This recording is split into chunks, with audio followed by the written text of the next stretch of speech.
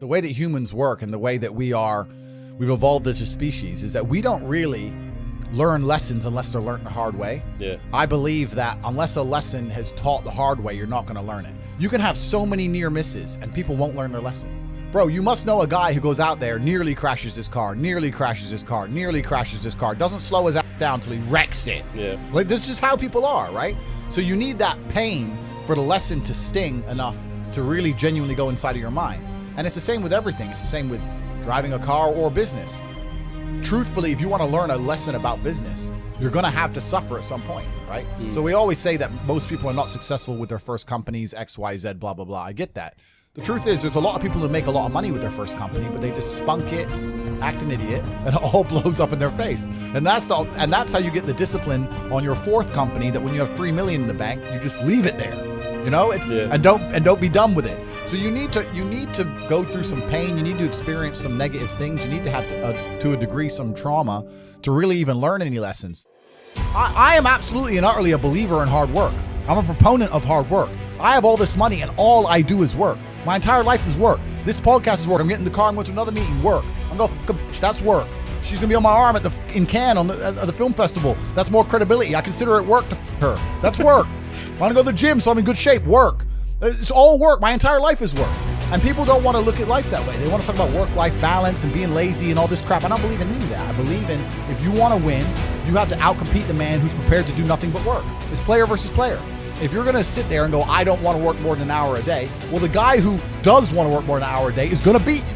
And no matter how smart you are, there's always a smart dude who's doing the same smart work you are for more hours than you're doing it. That's just the nature of the game. So if you're the kind of person who's going to quit because it's hard, then f off. I don't even want your energy around me, because quitters are the worst people on the planet. You can give a quitter absolutely everything and they will still fail.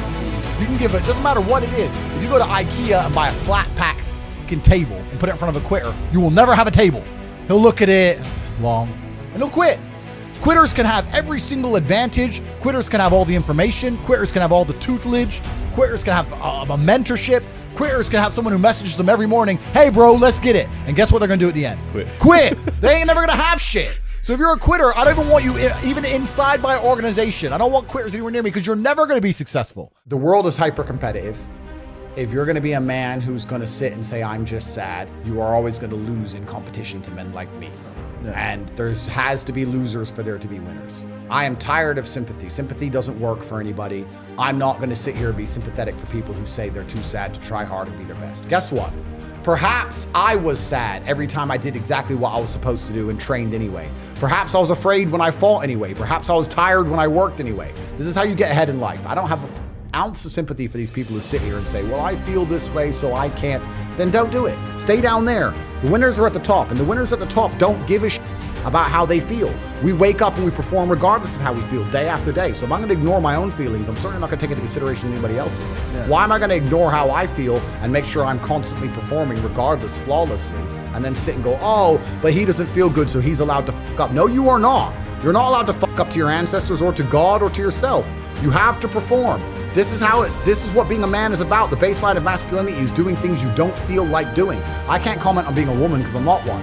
But the baseline of masculinity as a whole is the thing that makes a good man a man, is that he does what he doesn't want to do. He doesn't want to work and he works anyway. He doesn't want to go to war and he fights anyway. He doesn't want to get up, he gets up anyway. That's the whole point of it. We didn't want to die in the Titanic. Guess what happened? We died in the Titanic.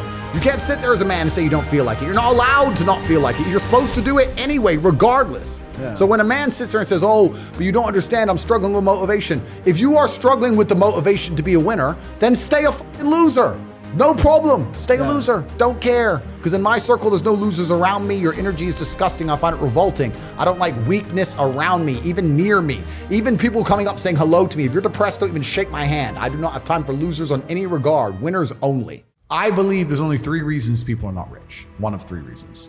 They're either stupid, arrogant, or lazy. Stupid is actually the smallest category. People think, oh, you know, there's a lot of stupid people. There are, but I know a lot of stupid people with a lot of money, right? There's so much money in the world. To be too stupid to generate money, I think is less than 5% of the population who are genuinely too dumb to ever make a good wage. Then you have arrogant and lazy, and these are the 2 most common. Lazy because people just, oh, but I need time to myself. Oh, but it's the evening. Or, it's hyper competitive.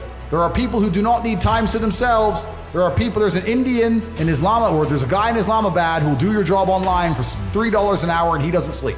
You're gonna lose, right? So if you're gonna be lazy in any regard, you have to understand there are people like me who are billionaires who work 18 hours a day. When I finish this, I get into my car and I open my laptop and I work on my way to my next appointment. And then I'm gonna work all night until the day I go.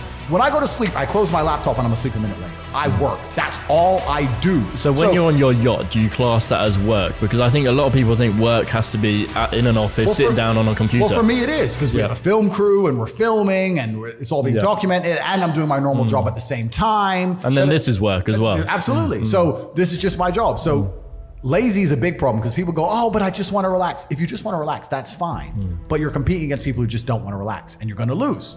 And the last, and I'd say that's around, a lot of people have that element to them. A lot of people are lazy. That's about 50% of people. But the main reason people are not rich is because they're arrogant. 50% of people are brutally arrogant. And I'll give you an example. I have a school where I teach people how to make money online. It's called The Real World. It was called Hustles University. It's now called The Real World. TheRealWorld.ai. You can see it at CobraTake.com. I sit here as a billionaire and I sit and say, I will teach you how to make money online. Anybody, 18 modern wealth creation methods. It's $49 a month. I will teach you. And people will sit there in their brutal arrogance and as a brokey with no money and go, yeah, but can he really teach me? I have everything you've ever fucking dreamed of. I have all the money. You have nothing, and you're so arrogant that you believe you know more than me, or that you can do it without me, or that I don't know how to teach you. The arrogance of people is truly mind-bending. If you know so much, why are you broke?